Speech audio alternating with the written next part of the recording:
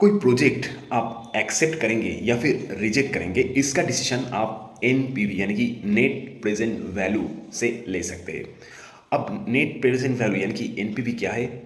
It is nothing but the difference between present value of total cash inflows minus present value of total cash outflows. यानी कि project से जो cash inflows आ रहा है आपके पास, उसका प्रेजेंट वैल्यू से आप अगर वही प्रोजेक्ट करने के लिए जो कैश आउटफ्लोस होता है उसको लेस कर देंगे तो आपको मिल जाएगा एनपीवी।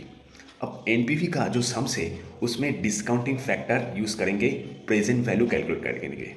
इसका एक सम्स आइए समझते हैं, तो पूरा जो कॉन्सेप्ट है एनपीवी का एक ही सम्स के अंदर आपका क्लियर हो जाएगा।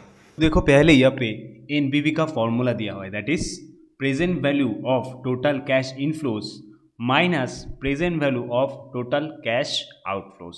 एक क्वेश्चन दिया हुआ है, बेटा limited requires a plan of ₹8 lakh.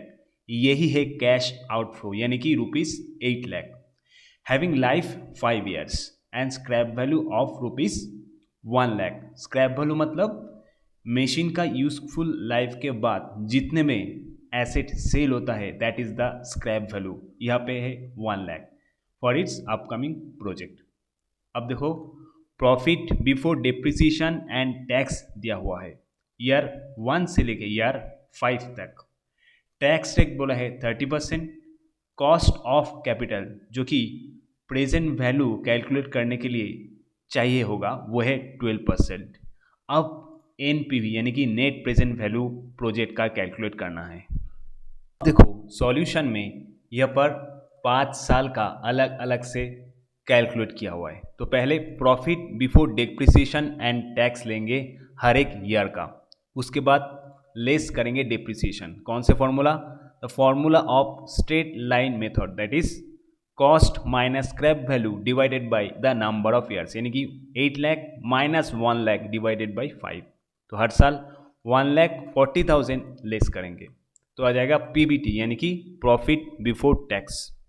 अब पीबीटी के ऊपर स्ट्रेट 30% टैक्स लेस कर देंगे, यानी कि जैसे कि ईयर 1 में 18,60,000 इंटू 30% इक्वल्स टू 5,58,000। तो आ जाएगा प्रॉफिट आफ्टर टैक्स यानी कि पैट। अब उसमें डेप्रिसिएशन ऐड करना पड़ेगा तो आ जाएगा नेट कैश इनफ्लोस। डेप्रिसिएशन पहले एक बार लेस करेंगे फिर से एक बार ऐड करेंगे, क्योंकि पहले प्रॉफिट बिफोर टैक्स कैलकुलेट करने के लिए डेप्रिसिएशन लेस करना पड़ेगा। प्रॉफिट बिफोर टैक्स क्यों कैलकुलेट करेंगे? क्योंकि टैक्सेशन का रेट प्रॉफिट बिफोर टैक्स के ऊपर ही होगा। अब क्योंकि डेप्रिसिएशन एक नॉन कैश आइटम है, यानी कि डेप्रिसिएशन से कैश रिड्यूस नहीं होता, इसीलिए इसको रिवर्स करेंगे यानी कि ऐड कर देंगे डेप्रिसिएशन, तो आ जाएगा नेट कैश इनफ्लोस। अब लास्ट में स्टेटमेंट शोइंग एनपीवी कैलकुलेट करना है, जिसमें हर एक साल का प्रेजेंट वैल्यू कैलकुलेट करना है। तो ईयर 1 से लेके ईयर 5 तक का प्रेजेंट वैल्यू कैलकुलेट करेंगे, हर एक साल का नेट कैश इनफ्लोस यानी कि जो अभी कैलकुलेट किए है ऊपर में उसको लिखेंगे यहाँ पे। अब present value of ₹1 at the rate 12% calculate करेंगे। तो डिस्काउंटिंग फैक्टर अगर कैलकुलेट करना है तो कैसे कैलकुलेट करेंगे? कैलकुलेटर में पहले 1 डिवाइडेड बाई 1.12 कर देंगे इक्वल्स टू, ये आ गया ईयर 1 का डिस्काउंटिंग फैक्टर अगर 12% रेट ऑफ डिस्काउंटिंग है। अब सिर्फ चुपचाप इक्वल्स टू प्रेस करते जाना है हर एक नेक्स्ट ईयर का डिस्काउंटिंग फैक्टर कैलकुलेट करने के लिए, यानी कि ईयर 2 का कितना होगा इक्वल्स टू प्रेस करेंगे 0.7972। ईयर 3 का कितना इक्वल्स टू प्रेस करेंगे 0.7118। ईयर 4 का कितना 0.6355। ईयर 5 का कितना 0.5674।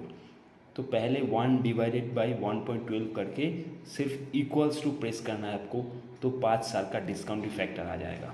तो आ जाएगा प्रेजेंट वैल्यू। अब प्रेजेंट वैल्यू का टोटल करेंगे, टोटल प्रेजेंट वैल्यू आ जाएगा।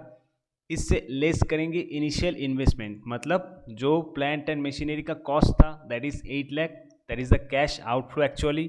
तो total present value of cash inflow से total present value of cash outflow less करेंगे तो आ जाएगा नेट प्रेजेंट वैल्यू यानी कि NPV। अब क्योंकि NPV पॉजिटिव है तो इसीलिए प्रोजेक्ट एक्सेप्टेबल है।